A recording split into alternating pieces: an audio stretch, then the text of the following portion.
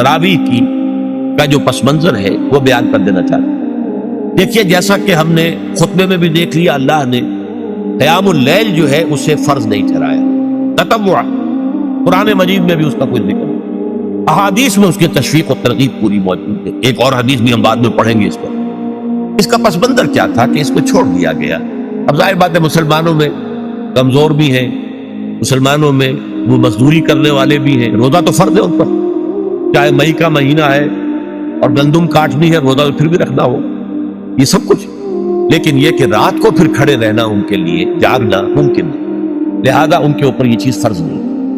حضور نے تراویح کی نماز یا قیام اللیل نہ اسے فرض قرار دیا، نہ اس کے بعد جماعت کوئی اہتمام کیا مستقل، صرف 3 راتیں آپ نے جماعت کروائی ہے، اس میں 8 رکعتیں آپ نے پڑھی ہیں کہ جو آپ کا معمول تھا تہجد کا وہ پڑھی، اور تہجد کے وقت ہی جماعت کرائی ہے۔ یہ ہے وہ حدیث۔ اس کے علاوہ کسی نماز تراویح جو ہے جو ہم پڑھتے ہیں 20 رکعتیں عشاء کے ساتھ متصل، اس کا کوئی ذکر نہ دور نبوی میں ہے نہ دور صدیق اکبر میں ہے۔ یہ دور حضرت عمر کی خلافت میں ہوا ہے، اور ہم نہیں کہہ سکتے کتنے سال کے بعد ہوا ہے۔ حضرت عمر رضی اللہ تعالیٰ عنہ کی خلافت کا دور جو ہے وہ تو 10 برس ہے، ہو سکتا ہے 5 برس کے بعد ہوا ہو، 6 برس کے بعد ہوا ہو، 12 ہوا ہے ان کے عہد۔ حضرت عمر ایک مرتبہ مسجد میں داخل ہوئے، مسجد نبوی میں، تو دیکھا کہ کچھ لوگ 8 10 12 جو ہے وہ ایک جو ہے حافظ کے پیچھے کھڑے ہوئے اور قرآن سن رہے، کچھ دوسرے کونے میں کھڑے ہیں، کچھ کہیں اور کھڑے ہیں، مختلف جماعتیں ہو رہی ہیں۔ تو انہوں نے سوچا کہ کیوں نہ ان سب کو ایک امام کے پیچھے جمع کر دیا جائے، اور اس کے لیے لوگوں کی سہولت کے لیے عشاء کے ساتھ متصل رکھ دیا جائے، اس لیے کہ تہجد کے وقت اٹھنا جو ہے وہ تو ہر کس و ناقص کا کام نہیں ہے، کہ عشاء کے بعد اگر تھوڑا سا اضافی وقت ہو صرف، تو یہ ہر شخص کر لے گا، مزدور بھی کر لے گا۔ لہذا آپ نے یہ نظام تجویز فرمایا کہ عشاء کے متصل بعد 20 رکعت نماز پڑھی جائے اور ایک امام کے پیچھے پڑھی جائے۔ یہ گویا کہ اجتہاد ہے حضرت عمر رضی اللہ تعالی عنہ، اس کو آپ نے خود بدعت بھی قرار دیا، لیکن بدعت حسنہ۔ بدعت کس اعتبار سے؟ لغوی اعتبار سے، نئی بات، اس لیے کہ حضور کے زمانے میں نہیں تھی، تو یہ اس طریقے سے ایک نئی بات ہے۔ لیکن یہ بات کیونکہ بہت اچھی ہے، بہت عمدہ ہے، آپ جب یہ نظام چل پڑا تو ایک دن مسجد میں آئے، دیکھا کہ بڑی بھری مسجد ہے، صحابہ کھڑے ہیں اور ایک امام کے پیچھے قرآن سن رہے ہیں، آپ نے فرمایا نعم البدعۃ ھذہ، یہ جو ہم نے نئی بات شروع کی ہے یہ بہت اچھی ہے، بہت عمدہ ہے۔ اب یہاں سے فرق واقع ہو گیا، ایک تو اہل تشیع جو ہے وہ تو ویسے ہی حضرت عمر سے بہت دشمنی رکھتے ہیں، عناد رکھتے ہیں، تو حضرت عمر کے اجتہادات سے انہیں نفرت ہے، انہیں دوری ہے، چاہے وہ کوئی سا بھی حضرت عمر کا اجتہاد ہے۔ ہمارے ہاں اہل حدیث حضرات بھی در حقیقت حضرت عمر یا کسی اور خلیفہ راشد کے فعل کو وہ سمجھتے ہیں کہ یہ ایگزیکٹو آرڈرز ہیں، یہ ہمیشہ کے لیے نہیں۔ حضرت عمر نے اپنے دور میں ایک نظام قائم کیا، ان کے دور کے لیے ٹھیک تھا، یہ ہمیشہ کے لیے نہیں۔ ہمیشہ کے لیے وہ 8 ہی رکعتوں کے قائل ہیں، وہ تہجد والے، لیکن اس میں بہرحال انہوں نے بھی خود یہ اضافہ کیا ہے کہ وہ 8 رکعتیں وہ عشاء کے ساتھ متصل پڑھتے ہیں، تہجد کے وقت تو نہیں پڑھتے۔ اور حضور نے تو صرف 3 روز جو ہے وہ کرائی تھی جماعت، وہ لوگ 30 دن یا 29 دن پڑھ رہے ہیں، تو اضافہ تو انہوں نے بھی کر دیا، تو نظام میں تبدیلی تو ہو گئی۔ لیکن اہل سنت جو کہلاتے ہیں، ہمارے جو 4 جو ہیں، جو ہمارے مسلک ہیں، حنفی، مالکی، شافعی، حنبلی، ان کا اتفاق ہے اس پر حضرت عمر کا، کیونکہ ان کے سامنے اصول یہ ہے کہ حضور نے فرمایا علیکم بسنتی وسنت الخلفاء الراشدین المہدیین، تم پر لازم ہے کہ میری سنت کو پکڑو مضبوطی کے ساتھ، اور میرے خلفاء راشدین مہدیین جو ہیں ان کی سنت کو پکڑو۔ اس اصول سے یہ 4 فقہ جو ہیں حضرت عمر کے اجتہادات جو ہیں ان کو بھی پابندی سمجھتے ہیں کہ تمام عمر کے لیے، قیامت تک کے لیے امت مسلمہ پر ان کی پیروی لازم ہے، لہذا اس میں اجماع ہے۔ اور یہاں تک کہ یہ سب سے آخری جو اس میں مسلک پیدا ہوا ہے زمانی اعتبار سے، سب سے پہلے مسلک جو ہے حنفی پیدا ہوا، پھر مالکی پیدا ہوا، پھر شافعی پیدا ہوا، اور پھر حنبلی آخری۔ اور امام احمد ابن حنبل بہت بڑے محدث بھی ہیں، مسند احمد ابن حنبل جو ہے وہ بہت بڑی کتاب ہے، بہت اہم کتاب ہے، جامع کتاب ہے، تو ان کے ہاں بھی 20 رکعتیں، چنانچہ حرمین شریفین میں، سعودی عرب میں، مکے اور مدینہ منورہ میں جو نماز تراویح ہوتی ہے اس کی 20 رکعتیں، لیکن اہل حدیث حضرات جو ہے وہ اس 8 کے اوپر اتفاق کرتے ہیں۔ بہرحال یہ ایک اختلاف ہے جو میں نے اس کا پس منظر بیان کر دیا، لیکن اس 20 رکعت نماز سے ادا کرنے سے جو کہ زیادہ سے زیادہ 50 منٹ یا 1 گھنٹہ لگتا ہے، اس سے وہ قیام اللیل کا حق ادا نہیں ہوتا۔ قیام اللیل کا تو کچھ اور ہی تقاضا ہے۔ قیام کسے کہتے ہیں؟ یہ سورہ مزمل سے واضح ہوتا ہے، یا ایھا المزمل قم اللیل الا قلیلا نصفہ او انقص منہ قلیلا او زد علیہ ورتل القرآن ترتیلا۔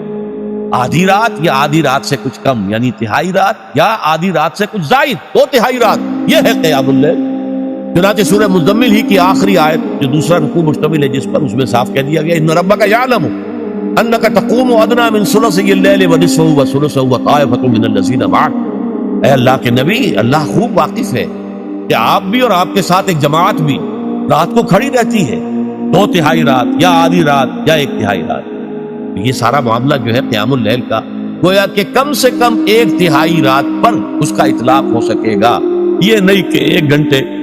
اور کس کے ذمن میں دیکھیے حدیث پڑھیے، تیسری حدیث ہے عن عبداللہ ابن عمرو ابن العاص رضی اللہ تعالی عنہ۔ یہ وہی عبداللہ ابن عمرو ہے جن کی میں نے آپ کو حدیث پہلے سنائی ہے۔ یہ ساری رات کھڑے رہتے تھے، پوری رات، اور ہر روز روزہ رکھتے تھے، جس پر حضور نے منع کیا، لا تفعل، مت کرو ایسا، رضی اللہ عنہما۔ یہ خود بھی صحابی ہے اور ان کے والد عمرو ابن العاص بھی صحابی ہیں۔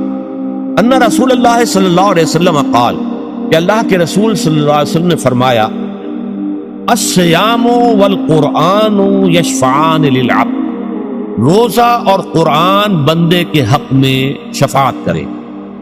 یقول الصیام، روزہ یہ عرض کرے گا اللہ کی جناب میں، اے رب پروردگار، انی منعتہ الطعام والشہوات بالنہار، میں نے تیرے اس بندے کو دن کے دوران کھانے پینے سے اور اپنی شہوت کا تقاضا پورا کرنے سے روکے رکھا، یہ میری وجہ سے روکا رہا، تو میری شفاعت اس کے حق میں قبول فرما، فشفعنی فیہ، میری شفاعت اس کے حق میں قبول فرما۔ ویقول القرآن، قرآن کیا کہے گا، منعتہ النوم باللیل، میں نے اسے رات کے وقت سونے سے، نیند سے روکے رکھا، فشفعنی فیہ، تو اس کے حق میں میری شفاعت قبول فرما۔ حضور فرماتے فیشفعان، ان دونوں کی شفاعت قبول کی جائے گی۔ یہ ہے قیام اللیل۔ یہ قیام اللیل صرف تراویح کی نماز سے جو پڑھ لی جاتی ہے، اور ہمارے ہاں تو یہ ہے، وہاں کم سے کم یہ تو تھا، صحابہ کرام کھڑے ہوتے تھے تو جو قاری پڑھ رہا ہوتا تھا وہ ان کے دل میں اترتا جاتا تھا، اس کا مضمون اور مفہوم جو ہے ان کو معلوم ہے، لہذا وہ اس کی زبان سے نکلا ہوا ہر لفظ ان کے قلب کی گہرائیوں تک اتر رہا ہے۔ یہاں تو یہ ہے پیرٹ لائک حافظ ہے، اسے خود پتہ نہیں میں کیا پڑھ رہا ہوں، اکثر حفاظ جو ہیں وہ عالم تو نہیں ہوتے، اور جو سن رہے ہیں انہیں کچھ پتہ نہیں ہم نے کیا سنا، تو ٹھیک ہے، کم سے کم ثواب کو انہیں ملے گا کہ انہوں نے وقت نکالا ہے، 1 گھنٹہ ہی اضافی صحیح، لیکن بہرحال اس کا وقت تو انہوں نے نکالا ہے، محنت کی ہے، کھڑے رہے ہیں، ثواب ملے گا۔ لیکن جو مقصد ہے وہ حاصل نہیں ہوتا، اس مقصد کے حصول کے لیے اول تو قیام اللیل کی کم سے کم مدت 1/3۔ اگر کوئی شخص فرض کیجئے کہ اس کے ہاں کوئی اور انتظام نہیں ہے، جیسا کہ ہمارے ہاں ہم نے انتظام کیا ہے، بڑے بڑے شہروں میں دورہ ترجمہ قرآن، اس میں ہمیں 5 گھنٹے لگ جاتے، نصف شب کے قریب جو ہے معاملہ ہو جاتا ہے۔ اس میں کیا ہوتا ہے کہ ہر 4 رکعت سے پہلے جو اس کے اندر پڑھا جانا ہے حصہ قرآن کا، اس کا پہلے ہم مطالعہ کرتے ہیں بیٹھ کر، ترجمہ اور کچھ موٹے موٹے نکات کی جو ہے وضاحت، پھر کھڑے ہو گئے اور قاری صاحب کے پیچھے 4 رکعتوں کے اندر وہ 4 رکوع یا جتنے بھی ہیں پڑھ لی، سن لیے، پھر بیٹھ گئے 4 کے بعد، پھر اگلی 4 رکعتوں کے اندر جو کچھ پڑھا جانے والا ہے اس کا ترجمہ، اس کی تفہیم ہو گئی، پھر کھڑے ہو گئے، پھر سن لیے۔ اس طریقے سے 5-6 گھنٹے میں تراویح ختم ہوئی، تو تراویح بھی ہو گئی، حضرت عمر کے اجتہاد پر عمل بھی ہو گیا، 20 تراویح ہو گئی، لیکن یہ ہے کہ اس کے ساتھ جو اصل غرض و غایت ہے قیام اللیل کی وہ بھی حاصل۔ یہ ہم نے 17 سال پہلے شروع کیا تھا یا 18 سال پہلے، اور وہ انشاءاللہ اللہ کے فضل و کرم سے اب چل رہا ہے، بڑے بڑے شہروں میں ہو رہا ہے، لاہور میں جن مقامات پر ہو رہا ہے وہ تازہ جو ندائے خلافت ہے اس کے اندر آپ اس کی فہرست دیکھ لیں، کراچی میں تو اس سے غالباً 3 گنا مقامات کے اوپر وہ کام ہو رہا ہے، اور دوسرے شہروں میں بھی ہو رہا ہے۔ تو اس سے در حقیقت وہ غرض و غایت، وہ حکمت جو ہے پوری ہوتی ہے کہ یہ دونوں چیزیں پیرلل ہیں۔ من صام رمضان ایمانا واحتسابا غفر له ما تقدم من ذنبه ومن قام رمضان ایمانا واحتسابا غفر له ما تقدم من ذنبه۔ تو سیام اور قیام جو ہے ان دونوں کا حق ادا ہو جاتا ہے۔ کہ یہ کوشش کی گئی تھی کہ کچھ ایسے لوگوں کے ذریعے سے جن کی قوت ارادی ان کی نگاہوں میں بہت مرتکز ہو جاتی ہے، یہ عملیات میں ایک خاص معاملہ یہ بھی ہوا کرتا تھا، اور اب بھی شاید کچھ لوگ یہ پریکٹس کرتے ہیں کہ اگر باقاعدہ ریاضت کر کے اپنی نگاہوں میں ایک خاص قسم کی تاثیر پیدا کر لی جائے، بلکہ مولانا امین اسد اصلاحی صاحب نے اس کا تذکرہ کیا تھا ایک مرتبہ جب زمانہ طالب علمی میں نے 2 تربیت گاہیں منعقد کی تھی، اور اس میں درس قرآن مولانا اصلاحی صاحب نے دیا تھا کہ آج کل بھی بعض لوگ یہ کرتے ہیں کہ رات کے پچھلے پہر اٹھ کر نہا دھو کر سفید براق کپڑے پہن کر پھر بیٹھتے ہیں اور کسی بالکل سفید کاغذ پر ایک چھوٹا سا نقطہ لگاتے ہیں اور پھر نگاہوں کو اس پر جمانے اور مرتکز کرنے کی مشق کرتے ہیں۔ کتنی دیر تک پلک جھپکے بغیر آپ اس نقطے کو دیکھ سکتے ہیں۔ اگر یہ مشق کی جائے، یہ ایکسرسائز کی جائے، یہ ریاض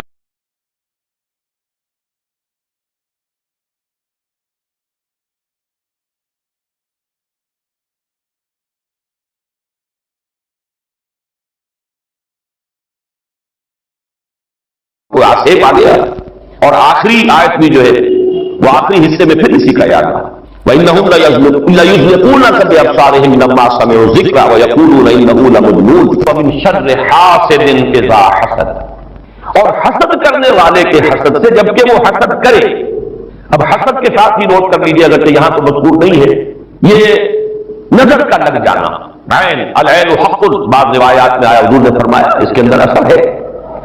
انسان کسی حاسدانہ نگاہ کے ساتھ کسی پر نگاہ ڈالتا ہے، اس میں زہر ہے، یہ نگاہیں مسموم ہیں، اس میں زہر ہے موجود، سمی اثرات ہیں، اور اس کے اثرات میں تو پڑتے ہیں۔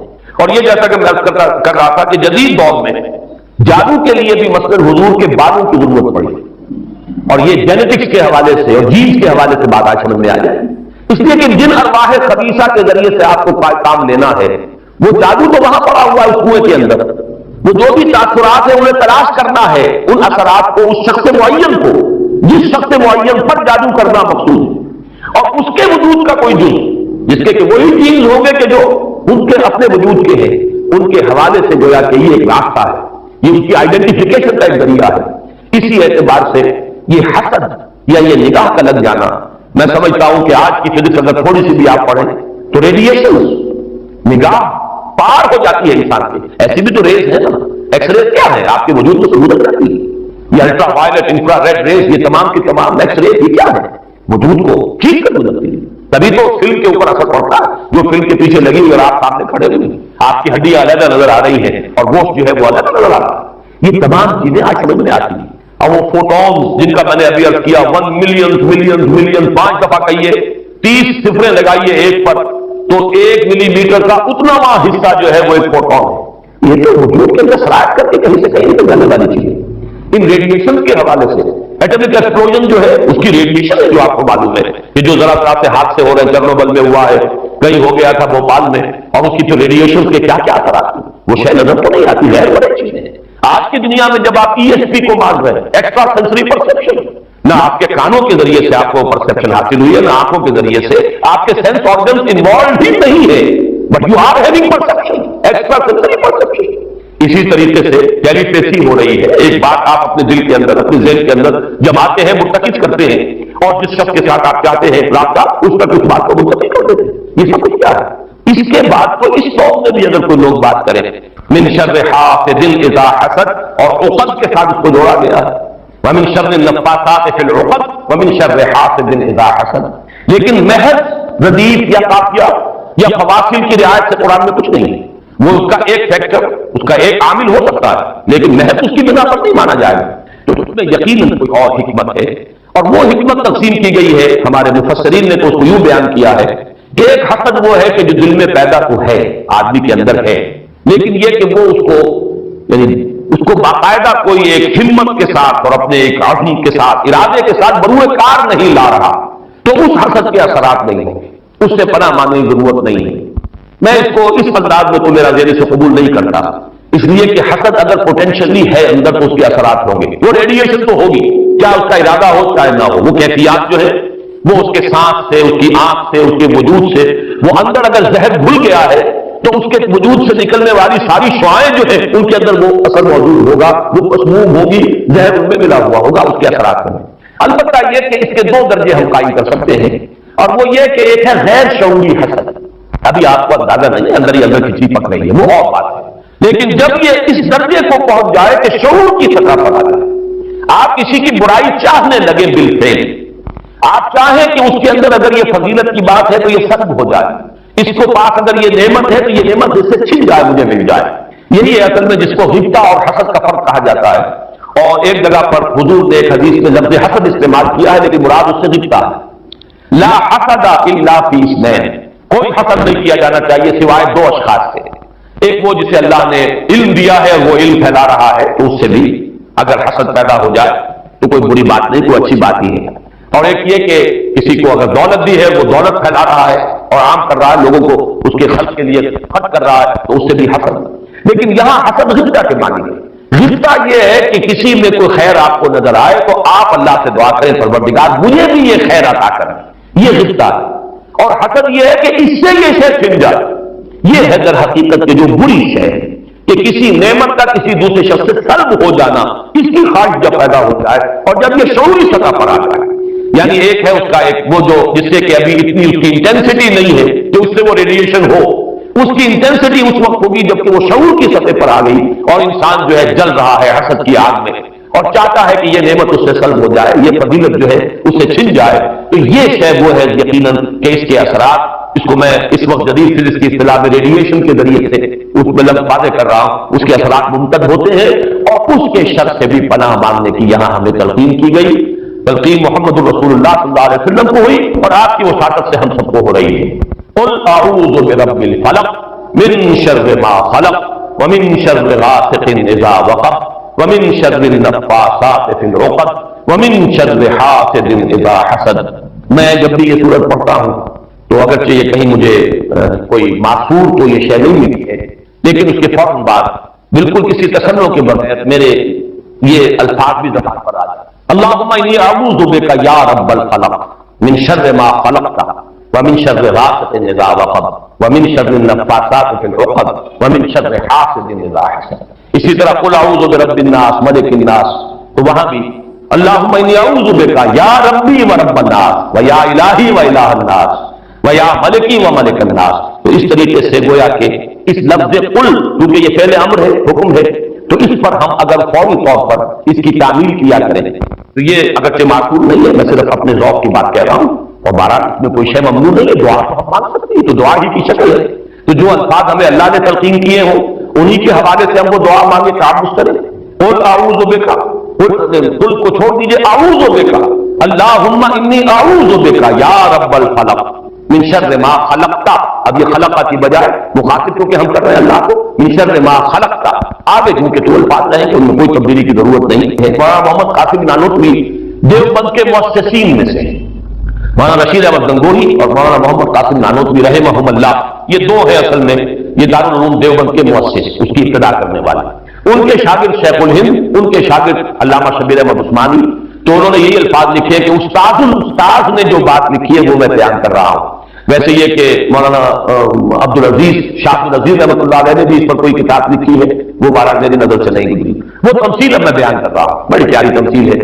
انہوں نے تمثیل یہ دی ہے کہ اگر کوئی باغبان یا کوئی اور کھیتی کرنے والا جو ایک پودا لگاتا ہے، کوئی فصل ہے اس کا، کوئی ایک جو ہے بیج یا دانہ پھوٹا ہے، اب یہ جو پودا ہے باغبان یہ چاہتا ہے یہ پروان چڑھے، پھلے پھولے، اسے کوئی گدن نہ پہنچے، کوئی نقصان نہ ہو، اس کی حفاظت کا بندوبست کرے گا تاکہ جس کام کے لیے یہ پودا لگایا وہ مقصد حاصل ہو. پودا تو مقصود نہیں ہے، مقصود تو اگر آم کا پودا ہے تو آم کا پھل اسے حاصل کرنا مقصود ہے. تو 4 قسم کی اس کے اوپر آفات آ سکتی ہیں. پہلی آفت مثلاً حیوانات، جو سبزی خور حیوان ہے وہ اسے کھانا جائے، لہذا کچھ جالا آپ اس کے گرد جالی لگاتے ہیں، کوئی باڑ لگاتے ہیں، اس سے بچاتے ہیں. اور یہ جو جانور آ کر کھائے گا، بکری پھٹتی ہے کھا جاتی ہے، تو یہ کوئی اس کی نیت آپ کو ضرر پہنچانے کی نہیں، یہ اس کی طبیعی ایک خاصیت ہے، یہ تو اس کی جبلت ہے، یہ اس کی طبیعت ہے، اس کا تقاضا ہے. آپ سے کوئی دشمنی نہیں ہے اسے، بلکہ یہ کہ در حقیقت اس کی اپنی طبیعت کا ایک تقاضا ہے. چنانچہ وہ شعر بھی انہوں نے کوٹ کیا ہے، ایسے اقرب ناز پے تینس اقتضائے طبیعت اشنس. بچھو جو ڈنک مارتا ہے تو آپ سے کوئی دشمنی سے نہیں ہے، یہ اس کی طبیعت کا، اس کی جو بھی جبلت ہے اس کا تقاضا ہے. سانپ کے بارے میں بھی آپ کو معلوم ہے کہ عام طور پر اگر اس کو آپ کوئی نقصان نہ پہنچائے، پاؤں پڑتا ہے سانپ پر تو وہ ڈنک مارتا ہے اور ڈستا ہے، ورنہ عام طور پر وہ حملہ نہیں کرتا. یہ اس کے دفاع کا ایک جز ہے، اس کی خدمت کا ایک جز. ایک خطرہ تو یہاں سے آیا، آپ نے باڑ لگا دی، آج کل جو جالی لگا دی جاتی ہے لوہے کی. دوسرا یہ کہ اس پودے کو نشو و نما کے لیے جو چیزیں ضروری ہیں اس کی کوئی روک ہو جائے. مثلا اسے دھوپ چاہیے، کوئی ایسی چیز آڑے آ جائے کہ دھوپ کی تمازت اس تک پہنچے گا، کوئی شے ایسی سایہ کی اس کے اوپر کیے رہے. یا پانی اسے چاہیے، پانی کے سوتے خشک ہو جائے، یہ دوسری آفت ہے، پودا مرجھا جائے گا، کمڑا جائے گا، ختم ہو جائے گا. تیسری چیز یہ کہ اس پر کوئی پالا پڑ جائے، اوپر سے اولے پڑ جائیں، پالا پڑ گیا، یعنی اس کی جو حرارت غریزی ہے جس سے کہ اس کی یہ پورا وجود جو ہے وہ حرارت غریزی جو ہے وہ ختم ہو جائے، اس کے نتیجے میں یہ پودا ختم ہو جائے. اور آخری شکل یہ ہے کہ کوئی دشمن ہے حاسد اور وہ آئے اسے اکھاڑ کے پھینک دے آپ کو نقصان پہنچانے کے لیے. یہ 4 آفات ہیں جو اس پودے کے اوپر ممکنہ طور پر وارد ہو سکتی. یہی 4 ہیں.